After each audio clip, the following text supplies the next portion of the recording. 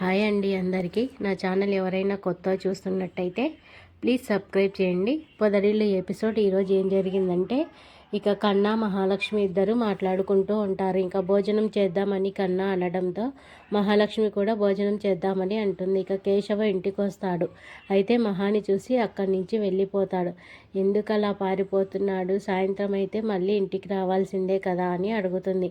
మీపై అరిచాడు కదా, ఇప్పట్లో రాడు అని కన్నా అంటాడు. సరే మనం తిందాము, అన్నయ్య ఆమ్లెట్ వేసుకోమని చెప్పాడు అంటాడు కన్నా. ఇక మీరు వేస్తారా అని అడిగితే ఆమ్లెట్ తినడం ఇష్టం కానీ వేయడం రాదు అని మహాలక్ష్మి అంటుంది. ఓ మీకు ఇది కూడా వేయటం రాదా? అయితే నేను వేస్తాను, మీరు ఉల్లిపాయలు కట్ చేయండి అని కన్నా అంటాడు. అయితే మహాలక్ష్మి కట్ చేస్తుంది. ఇట్లా కట్ చేస్తే సాయంత్రం అవుతుందేమో, నేను కట్ చేస్తాను ఇవ్వండి అని చకచకా కట్ చేసి ఆమ్లెట్ వేస్తాడు. అయితే నీకు వంట చేయడం కూడా వచ్చా అని కన్నాని మహా అడుగుతుంది. అవును, నాకు వంట చేయడం వచ్చు, ఇంట్లో ఎవరూ లేనప్పుడు నేనే వంట చేసి పెడతాను అని కన్నా అంటాడు. అయితే నీకు వంట చేయడం వచ్చు కదా, దుర్మార్గుడ్లా ఎందుకు అలా చేస్తావు, అన్నీ పెద్ద చేత చేపిస్తావు అని మహా తిడుతుంది.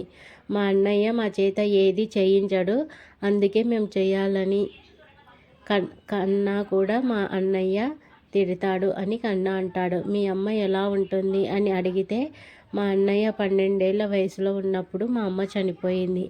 అన్నీ మాకు మా అన్నయ్య చూసుకున్నాడు. అమ్మైనా నాన్నైనా అన్నీ మాకు మా అన్నయ్య అని కన్నా చెప్పడంతో మహా ఎమోషనల్ అయిపోతుంది. ఇక కేశవ్ మహాలక్ష్మికి ఏదైనా గిఫ్ట్ కొనివ్వాలని అనుకుంటాడు. స్టైలిష్ శైలజ ఒక గిఫ్ట్ షాప్కి వెళ్ళి అక్కడ మన ఫాలోవర్స్కి మనం ఏంటో తెలిసేలా చెయ్యాలి అనుకుంటుంది. ముందుగా ఆ షాప్ అతన్ని చూసి అతని దగ్గర ఆఫర్ అడుగుతుంది. ఆ తర్వాత షాప్లోకి వచ్చిన కేశవ్ని చూసి తన ఫాలోవర్ అని అనుకుంటుంది. కానీ అతను ఆమె సేల్స్ గర్ల్ అని అనగానే షాక్ అవుతుంది. వీడి మీద నేను రివెంజ్ తీసుకుంటానని తన ఫ్రెండ్తో చెప్తుంది శైలజ. లేడీస్కి ఏం కావాలో, గిఫ్ట్ ఎక్కడుంటుందో అని షాప్ అతనికి తెలుసుకొని కేశవ్ అక్కడి నుంచి వెళ్ళిపోతాడు. అయితే అప్పుడే అక్కడ శైలజ ఒక గిఫ్ట్ని పగలగొట్టి మళ్ళీ అక్కడే పెడుతుంది. అది చూసిన కేశవ ఆ బొమ్మని విరగొట్టి అక్కడే పెడతావా అని అడుగుతాడు. నాకేం తెలియదండి, అతనే పగలగొట్టి చేతులు పట్టుకొని నా మీద వేయాలి అనుకుంటున్నాడు.